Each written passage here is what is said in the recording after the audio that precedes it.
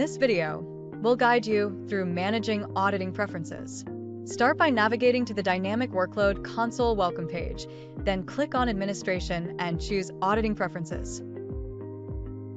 To enable justifications, check the Enable Justification box next to your engine. You can also choose to require users to provide a category, a ticket number, and a description for added detail. At this point, you can enter the address of the ticketing server and the syntax supported on the server to indicate a ticket number.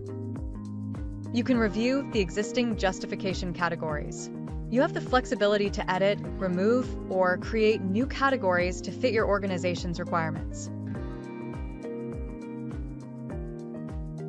Once you've finished configuring your preferences, click Save. In this way, whenever someone creates a new item or modifies an existing one, they will be prompted to provide a justification.